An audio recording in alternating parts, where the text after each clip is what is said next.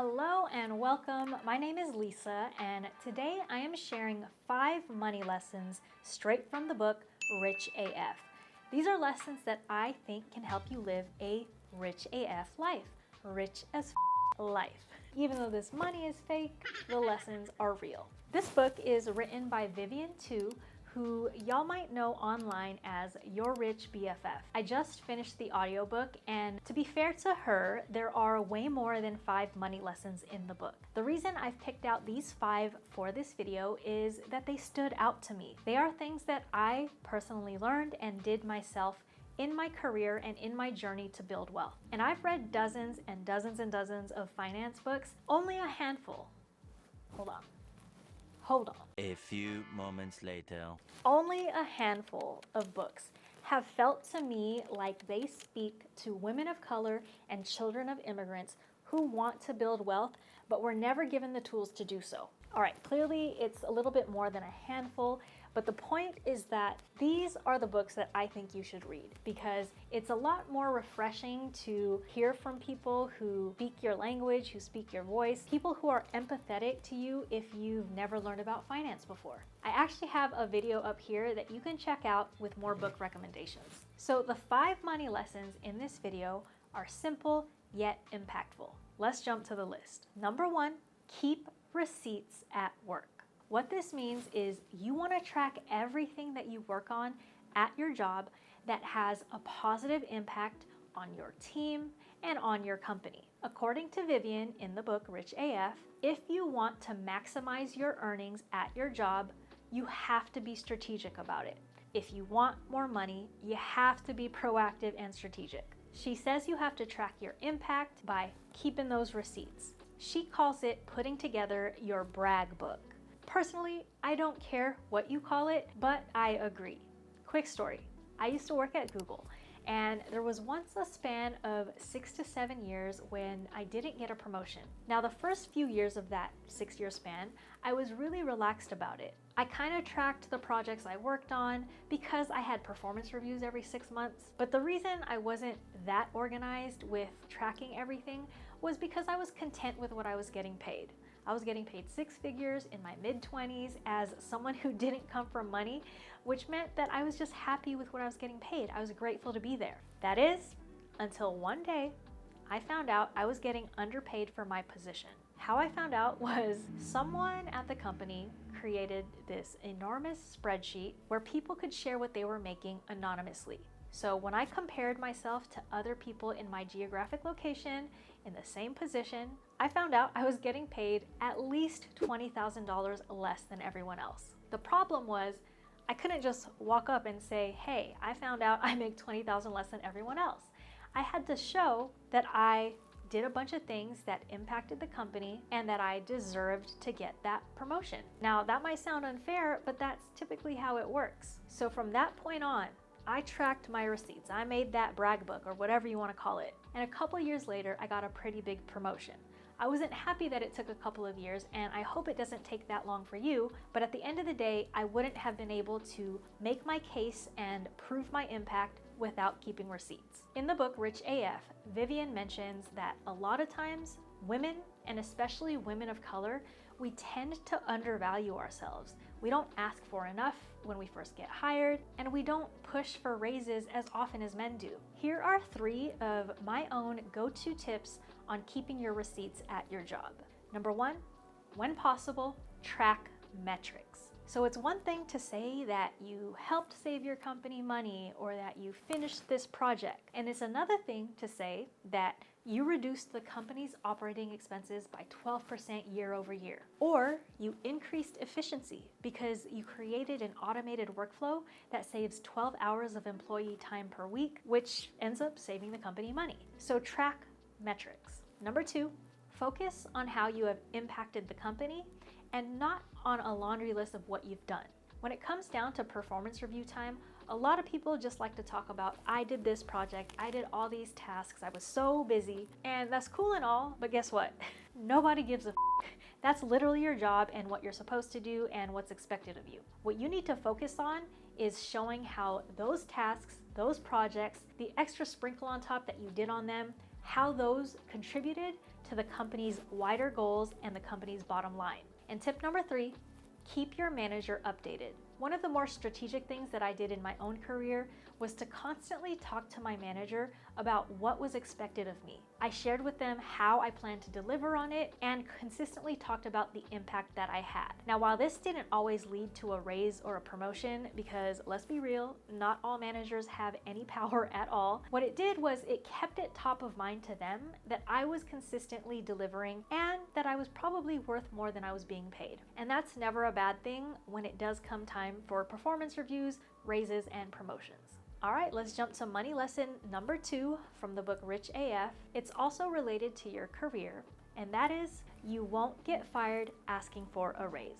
I repeat, you will not get fired if you ask for a raise. This is a misconception. So you know that brag book that Vivian just told y'all to create? Now you're gonna use it. In the book, she specifically calls out how some women will just wait and wait and wait until they think the time is right to ask for a raise or a promotion. Guess what?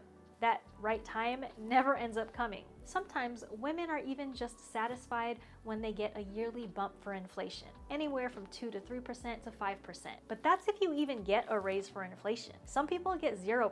What you need to know and remember is that people ask for raises all of the time. Closed mouths won't get fed, so you have to ask. You can't be afraid to ask thinking they're gonna fire you for asking, because the worst case scenario is that they say no. And what that does is it gives you information to decide on, what do you want to do? Should you stay at the company, keep working hard, and try to get that raise? Or should you dip out? Related to this topic, something else that Vivian mentioned in her book is that you should have a 1 foot in and 1 foot out at your job. After having been so loyal to my company for 11 years and still getting laid off, I fully agree with this.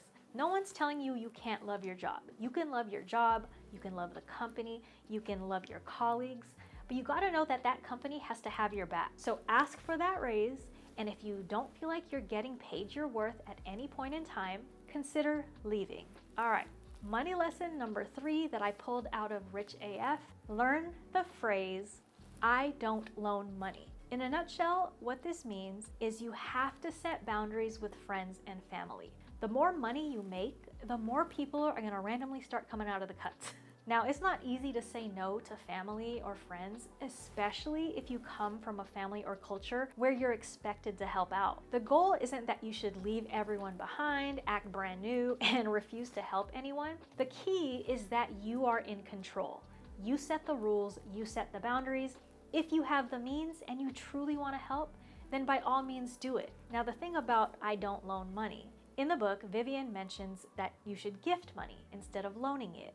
You might be like, why would I gift money when they just wanted to borrow money, they're gonna pay me back? Now, the reason for this is if your money is not paid back or not paid back in a timely manner, that is a surefire way to build resentment and ruin the relationship between you and the person you love. And even if this person pays you back on time, on schedule, regular payments, you might build resentment by seeing them out at a Beyonce concert or going on a lavish vacation. Even though it has nothing to do with you and the loan that you gave them, it might trigger something in your head that's like, what the hell? I guess they didn't need my money. They didn't need to borrow money from me. So Vivian's take on it is if you do want to help loved ones, think of it like a gift as opposed to a loan. And I agree with this.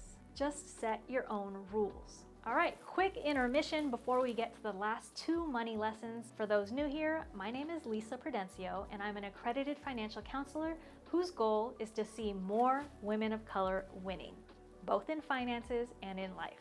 Please, please, please don't forget to hit the like button and subscribe so that my channel can help more people. All right, lesson number 4. You can invest even if you have debt. Now, I recommend reading Rich AF because these 5 lessons, like I said, don't cover the whole book. I like this book if you're new to personal finance because there's a lot of practical advice in it. Vivian literally walks you through an order of operations as to how and when you should start investing, including if you have debt. I fully agree. I believe you can hold debt and invest. Don't wait to invest just because you have debt. The key is you generally want to avoid what is considered high interest debt. For example, credit card debt. There are varying opinions on this, but I would say anything over 8% APR is something you want to pay off before you really start investing. According to Vivian in the book, what's most important is the delta. This is the difference between your potential investment gains and the loss, aka the interest that you're paying on your debt. You want to make sure that the return you're getting on your investments is higher than what you're paying on the debts. Now, we can't predict what an investment is going to make, but there are strategic ways to go about this. All right, last money lesson on the list. Number 5, spending is not inherently shameful. This might be my favorite lesson on the list because it is a good call out. I don't see a lot of people talking about this. Let me tell you why this is important, especially if you came from a frugal background or have a scarcity mindset. What tends to happen if you didn't come from money is that you may have grown up observing frugal and scarce behaviors. Sometimes you see and hear it directly. We can't afford that, or why are you wasting your money on blank? Those types of messages build guilt and shame in relation to money. And guess what? When you start to have more money and abundance in life, that mindset doesn't automatically go away. Oftentimes, people feel guilt and shame when they're buying simple pleasures or even bigger luxuries. So I agree with Vivian. Spending is not inherently shameful. The important thing is that you get your financial house in order. If you can learn to build wealth, have a financial cushion, and figure out how to make enough money to support your lifestyle and then some, then you can spend your money on whatever you want. There shouldn't be any shame with that. We get too caught up in the lessons we learned growing up, as well as the opinions of others. At the end of the day, it is your money. You have to determine what you value in life, if you can afford it, and if it fits in your overall financial picture. So I hope these 5 money lessons were helpful. Like I said, this is not a full book review by any means. I recommend that you go out and buy the book. I'll put the link in the description if you want to go ahead and go buy it. Whatever you do, keep learning about personal finance. All right, until next time, peace out.